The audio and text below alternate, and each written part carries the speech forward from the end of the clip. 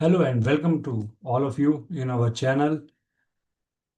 आज हम बात करेंगे चेंजेस इन वर्किंग कैपिटल की, जो कि हमारा कैश फ्लो का एक इम्पॉर्टेंट पार्ट होता है।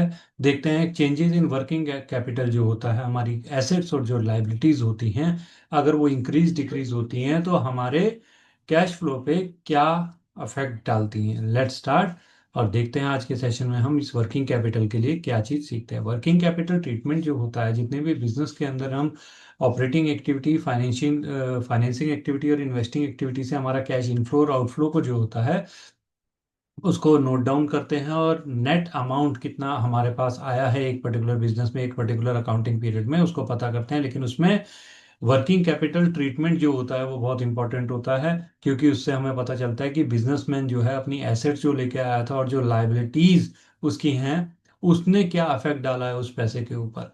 Changes in working capital are adjustments made to operating profit, specially net income. जो भी ऑपरेटिंग इनकम कमाई जाएगी बिजनेस के अंदर, इन चेंजेस से बहुत फर्क पड़ता है। एडजस्टमेंट हमें करनी पड़ती है, क्यों? To determine actual cash generated from core operations used in cash flow statement. Cash flow statement में जो हम कोर ऑपरेशन, अपने ऑपरेशंस जो कर रहे हैं, उनसे कितना पैसा आया है, ये हमें तभी पता चलेगा जब वर्किंग कैपिटल की एडजस्टमेंट्स को हम वहां पर दिखाएंगे। अगर इंक्रीज हो रही है वर्किंग कैपिटल, जिसका मतलब होता है करंट एसेट ज्यादा है कर लाइबिलिटीज से, जो कि आपका कैश फ्लो जो है रिड्यूस करती है। और अगर आपकी डिक्रीज हो रही है वर्किंग कैपिटल, जिसका मतलब है liabilities are greater than current asset, it will increase it, right.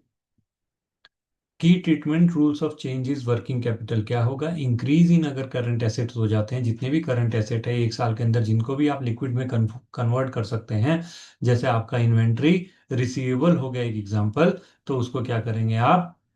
Subtract कर देंगे अपने ऑपरेटिंग प्रॉफिट में से। जितना भी आप ऑपरेटिंग प्रॉफिट कमाएंगे बिजनेस में, उसमें से इंक्रीज इन करंट एसेट्स सारे लेस हो जाएंगे, और अगर डिक्रीज हो रहे होंगे तो ऐड हो जाएंगे ऑपरेटिंग प्रॉफिट में, जो कि कैश आपका रिलीज हो रहा, right. Increase in current liabilities जो होंगी वो ऐड हो जाएंगी, cash is retained in the business, and decrease in the current liabilities subtracted from operating profit. जितने भी करंट एसेट और करंट लाइबिलिटीज हैं उनकी बात हो रही है। करंट एसेट इंक्रीज डिक्रीज हो रहा है तो क्या करते हैं, करंट लाइबिलिटीज इंक्रीज डिक्रीज होती है तो क्या करते हैं, प्लस या minus in your operating profit which you have gained after NPBT and non operating expenses and income. जो आपके पास पैसा निकल के आया है कैश फ्लो में, ये पार्ट में, उसमें हम चेंजेस ऑफ वर्किंग कैपिटल की एडजस्टमेंट कर रहे हैं करंट एसेट या करंट लाइबिलिटीज के इंक्रीज डिक्रीज होने से, राइट। कैलकुलेशन किस तरीके से होगी? आपका नेट प्रॉफिट होगा, उसमें आपने नॉन कैश एक्सपेंसेस को, जैसे डेप्रिसिएशन और एमोर्टाइजेशन, कैश फ्लो स्टेटमेंट में ये पार्ट में निकाल रहे हैं तो ऐड कर देंगे, एडजस्ट कर देंगे अपनी सारी गेन्स और लॉसेस को, और रिजल्ट आएगा आपका operating profit before working capital changes, जिसमें हमने वर्किंग कैपिटल यानी कि करंट एसेट या करंट लाइबिलिटीज का जो भी इंक्रीज डिक्रीज है उसको अभी ऐड नहीं करा है, तो ये आपके पास आंसर आ गया। उसमें आप एडजस्ट करेंगे या तो करंट एसेट या करंट लाइबिलिटीज, ये अप हो रही होंगी या डाउन हो रही होंगी, या करंट लाइबिलिटीज अप हो रही होंगी या डाउन हो रही होंगी, तो इनकी एडजस्टमेंट करी जाएगी।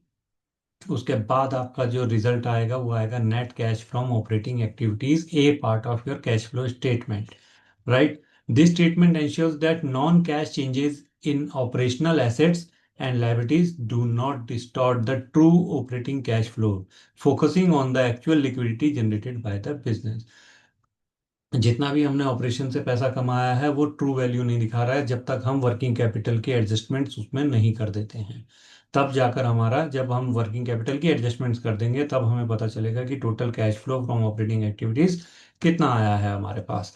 जितने भी करंट एसेट्स और करंट लाइबिलिटीज होती हैं, इंक्रीज हो गई करंट एसेट तो सब्ट्रैक्ट कर देंगे, डिक्रीज हो गई तो ऐड कर देंगे। अगर लाइबिलिटीज इंक्रीज हो रही है तो रिवर्स हो रहा है, ऐड कर देंगे, और डिक्रीज हो रही है तो सब्ट्रैक्ट कर देंगे, तब आपका cash flow from operating activities आता है, which is an important part in your cash flow statement, कि ऑपरेटिंग प्रॉफिट में हम वर्किंग कैपिटल चेंजेस को जो है ऐड या माइनस कर देते हैं, ठीक है। इसी तरीके के 30 साल से वीडियो 10 लाख बैंकर्स देख करके अपना बेनिफिट उठा चुके हैं, जो कि हमारे वीडियो तो पीडीएफ होते हैं जेआईबी सीआईबी या प्रमोशन एग्जाम्स के, जो आपको मिलेंगे NS2schoolofbanking.com पर।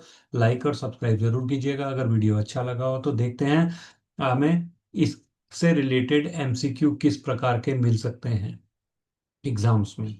विच of the following will increase operating profit, हमारा ऑपरेटिंग प्रॉफिट जो है इनमें से कौन सा आइटम है जो हमारा ऑपरेटिंग प्रॉफिट इंक्रीज कर देगा? या तो इन्वेंट्री, या क्रेडिटर्स में इंक्रीज होगा, या डेटर्स में, या प्रीपेड एक्सपेंस में। आंसर होगा आपका बी, क्रेडिटर्स, क्योंकि increase in creditor means cash not yet paid which will increase your cash in your business. आपने कैश को पे नहीं करा, आपके पास ही है, तो वो आपका ऑपरेटिंग प्रॉफिट इंक्रीज कर देगा। MCQ 2 की अगर बात करें, why is increase in debtors deducted from operating profit. अब इंक्रीज इन डेटर्स है, यानी कि करंट एसेट्स हमारा जो है इंक्रीज हो रहा है, तो इसको हम डिडक्ट क्यों कर रहे हैं? क्योंकि रूल यही कहता है, it represent financing activity, it indicates cash sales increased, या फिर it represent revenue earned but not cash received, it represent an operating expense. तो आंसर आपका सी होगा कि डेटर इंक्रीज हो गए हैं, sale recorded but cash not received. Cash आपका रिसीव नहीं हुआ लेकिन सेल्स आपकी रिकॉर्ड हो चुकी है, जो कि कैश फ्लो डिक्रीज कर रही है आपका। राइट। अगर MCQ 3 की बात करते हैं हम, तो MCQ 3 हमें किस तरीके का दिखाएगा? Which of the following is not treated as working capital adjustment while calculating operating profit? Working capital adjustment कौन सी नहीं होती है इसमें से? Increase in inventory, increase in creditor, या डेप्रिसिएशन ऑन मशीनरी, या फिर इंक्रीज इन डेटर्स। किस तरीके की वर्किंग कैपिटल में हम इसको ट्रीट नहीं करेंगे? आंसर होगा आपका डेप्रिसिएशन ऑन मशीनरी, क्योंकि ये नॉन कैश एक्सपेंस होता है, वर्किंग कैपिटल आइटम का पार्ट नहीं होता। वर्किंग कैपिटल में करंट एसेट या करंट लायबिलिटीज की ही बात होगी, और ये वर्किंग कैपिटल चेंज होने से पहले ही ले लिया जाता है। राइट। MCQ 4 की बात करते हैं हम, तो operating profit before working capital changes आपका 9 लाख का था। उसके बाद डेटर इंक्रीज हो गए 50,000 के, इन्वेंट्री 40,000 डिक्रीज हो गई, क्रेडिटर्स आपके 30,000 इंक्रीज हो गए। तो कैश फ्लो फ्रॉम ऑपरेशंस इनमें से कौन सा पार्ट हो सकता है? आंसर होगा 9,20,000, 9 लाख, या 8,80,000, या 9,40,000। इसमें हमें एसेट या लाइबिलिटीज का प्लस माइनस करना होता है। तो ए पार्ट आपका आंसर होगा, जिसमें 50,000 जो डेटर आपके इंक्रीज हो रहे हैं, एसेट इंक्रीज हो रही है तो आपने लेस कर दी। इन्वेंट्री डिक्रीज, एसेट डिक्रीज हो रही है तो आपने प्लस कर दिया। बिल्स पेबल, क्रेडिटर्स, ये करंट लाइबिलिटीज अगर इंक्रीज हो जाती है, क्रेडिटर इंक्रीज हो रहा है, तो आप उसको प्लस कर रहे हैं। नेट इफेक्ट आपका आ जाएगा 9,20,000। MCQ 5 की अगर बात करें, which of the following is treated as working capital adjustment? Depreciation को ट्रीट करते हो, प्रोविजन को, या प्रीपेड एक्सपेंस को, या डिविडेंड पेड को? डेप्रिसिएशन हमारा वर्किंग कैपिटल में नहीं आता, ऑपरेटिंग में आता है। प्रोविजन NPBT का पार्ट हो गया, डिविडेंड NPBT का पार्ट हो गया।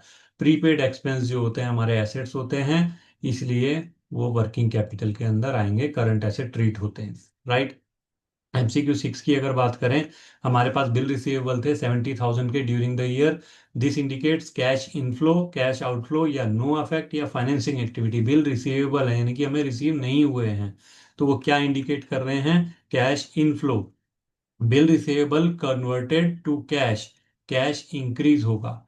पैसा भी हमारे पास आया नहीं है बट इनफ्लो होगा। होप आपको आज का सेशन समझ में आया हो वर्किंग कैपिटल। मिलते हैं नेक्स्ट सेशन में। थैंक यू वेरी मच, एक नए टॉपिक के साथ। Thank you.